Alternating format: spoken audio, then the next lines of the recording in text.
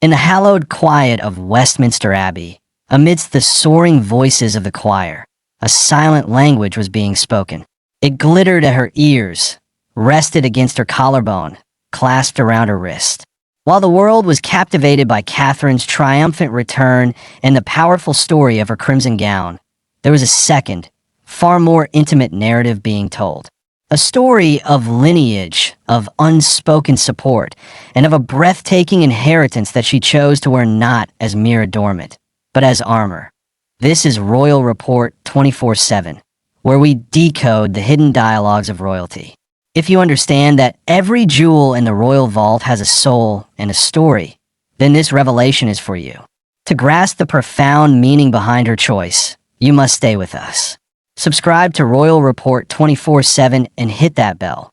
The jewelry suite that left experts and insiders utterly stunned was not a new acquisition, nor a simple loan from the crown jewelers. It was, according to senior jewelry historians and palace sources, a deeply symbolic selection from the personal collection of the late Queen Elizabeth II.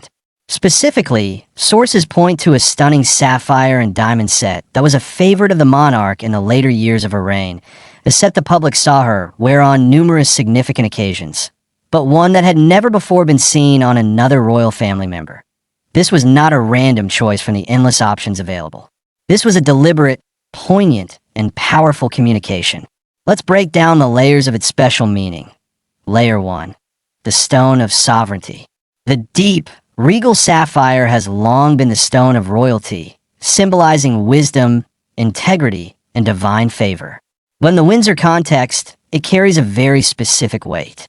It is, of course, the central stone of the iconic engagement ring that belonged to Princess Diana, now worn by Catherine.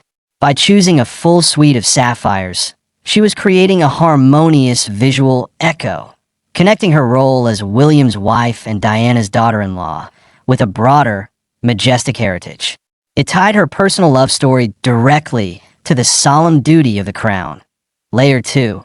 The Ghost of the Garter. Look closer at the design.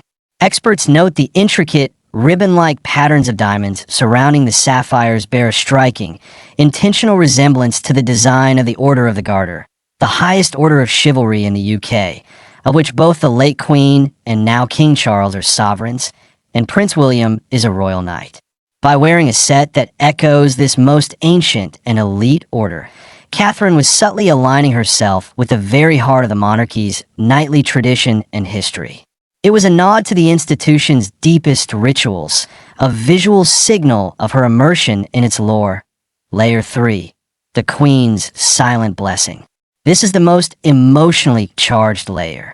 By selecting a set so personally associated with the late Queen, not a flashy historic piece like the Vladimir tiara, but a personal, modern favorite, Catherine was making a profound statement of continuity and respect.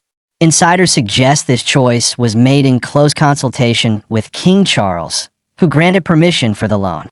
It is seen as a symbolic passing of the torch, not of the crown, but of a certain feminine style and steadfast dignity. She was saying, without words, I remember her. I honor her legacy. I will uphold the standards she set. Layer 4. The Matriarch's Armor. Consider the timing. This was Catherine's first major ceremonial engagement after a period of intense public scrutiny and invasive speculation. To walk into that abbey adorned in the late Queen's own jewels was to cloak herself in a kind of regal authority and protective legitimacy. It was as if she were borrowing the strength and unshakable public respect of her husband's grandmother. The jewels became a shield, glittering but impenetrable, deflecting the noise and asserting her unassailable place. This choice was the final, masterful stroke in the narrative of her Christmas return. The crimson gown spoke of present power and resilience. Prince William's touch spoke of present partnership, but the sapphires spoke of the past and the future. They connected her to the monarch who came before and to the king her husband will become. They transformed her from a princess in a beautiful dress into a living link in the chain of sovereignty. She didn't just wear jewelry. She wore history. She wore approval. She wore a silent, glittering promise. Every gem in that abbey held a century of stories. At Royal Report 24/7, we are devoted to translating those silent, sparkling languages. This was a sartorial masterpiece layered with meaning, and it reveals the deep strategic and emotional intelligence of the Princess of Wales.